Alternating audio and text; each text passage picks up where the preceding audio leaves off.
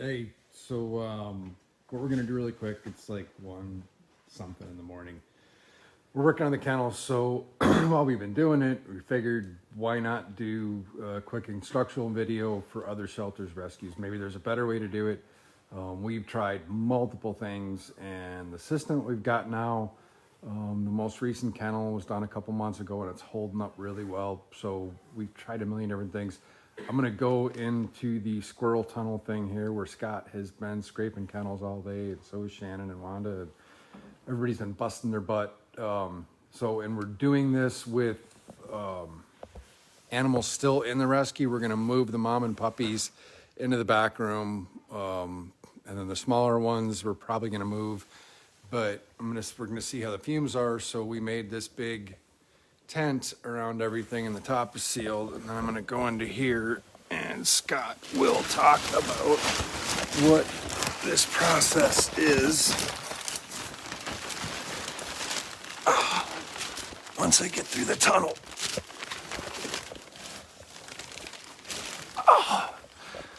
So you can see all the hard work that everybody has been doing.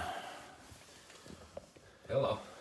Well, we've got 5 kennels that we built a while back out of concrete block, and it's always been the porosity of the concrete block that's always been a problem with catching little particles of bacteria and whatnot. And so as we were evolving and learning, we used multiple different kinds of sealer on the block, and to no avail. The dogs, especially the little ones, want to chew on everything, including the block walls, including the corners and everything. And we built this taper because long ago we had problems with the old-fashioned kennels with dividers that things would get back and forth underneath. So when we built the block, we didn't want to just go straight down to the corner. We wanted to put a taper in there. Well, that became a function all by itself. So a lot of sealers were used. We tried some different kind of caulking sealers, some sheetrock mud, which works really good, but we didn't take enough of it off of the block. And again, if those little pups get their little teeth on the things, they start to peel the block paint off. We've tried regular acrylic latex paint, which we did up above, and we painted down to this point, and we were going to build a basin from this point out of the epoxy paint, and the sealers just didn't hold, and especially in the fresh mud. And that's even with block paint too. Yeah. We ran into it, and actually before these kennels were like this, originally it was shower board that went up, and at the bottom there was PVC, square PVC extruded stuff that was silicone to the floor, then silicone to the shower board. But what happens is where those two pieces are when they meet, because there's different porosity to them, one part is always going to give, so you end up getting fluid trapped in there. And anytime you put a divider that isn't sealed, you're always going to have some kind of fluid seepage underneath.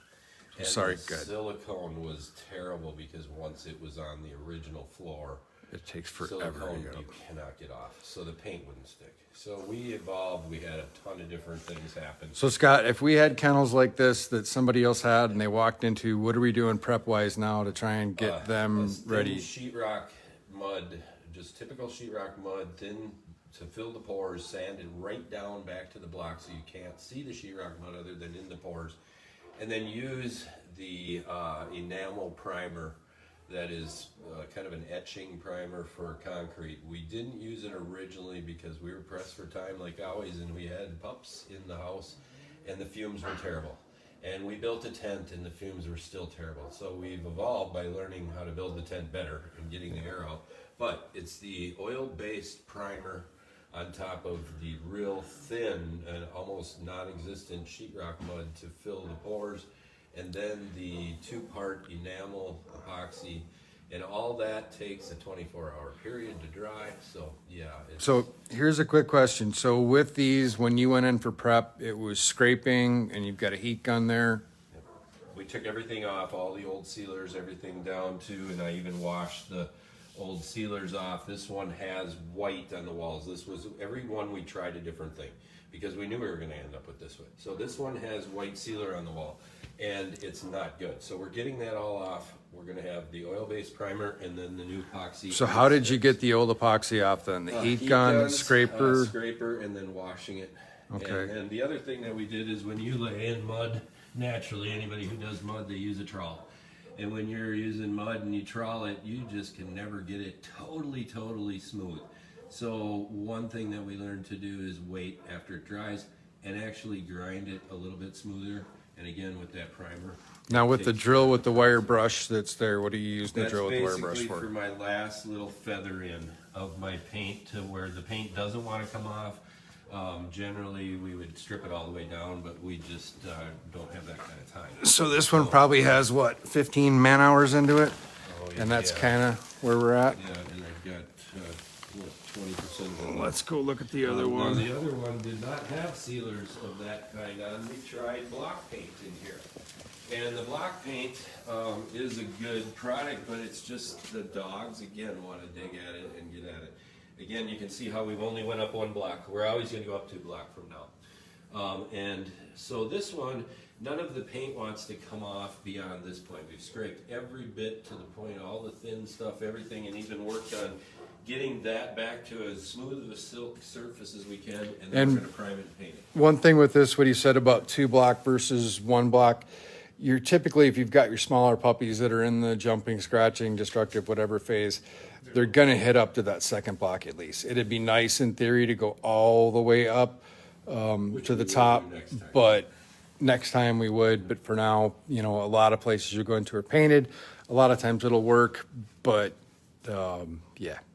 The primer is the key. The oil-based primer, you have to just deal with the fumes and be able to get them out of the building. And so this is what became of it. Sealed concrete is an option. I've heard of some places using it and having good results. The kennel that we have is next to me, which I can't get to because of the squirrel cage. But we'll show that next time. But basically it was redone like this and it's held up really well. One thing with these floors that can be an issue is just the chemicals, you know, whether it's rescue cleaner, whether it's bleach, whether it's whatever it is, it's a harsh chemical and it'll wear away. And I know there's some places that sell specific stuff just for this. It's super expensive. What's the stuff that we're using? It's a 2-part epoxy made by, oh gosh, I can't remember, Loctite, I think. Okay, so it's just a garage floor It's a epoxy? garage floor epoxy, but it's the 2-part, and you've only got X amount of time to work with it, and And that's an it blows oil-based or a up. water-based? That's oil-based. And that was, we found the water-based didn't work as good when we done it before, so, Just because the dog's teeth can get at it. yeah. Whereas the oil-based works a lot better. So, that's about it. That's what we're doing. I think Scott's gonna go a little bit longer and call it quits, and then I gotta get up early and do some other stuff. So anyways, thanks for tuning in case you were like really bored, because I'm sure this had to be like not the most interesting thing in the world. But if you know someplace, it's a small rescue or shelter, and this is why we did this video, that they're trying some different things and trying to find out what works.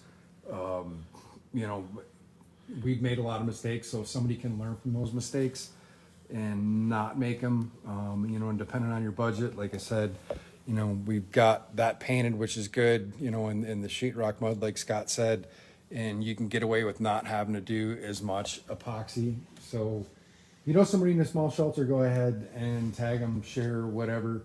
And if somebody knows something better, a different way to do it, a better way to do it, let us know. You know what I mean? If you have full sterilization, strength cleanings daily, you know, because you have animals that are coming in for a 14-day hold and going out.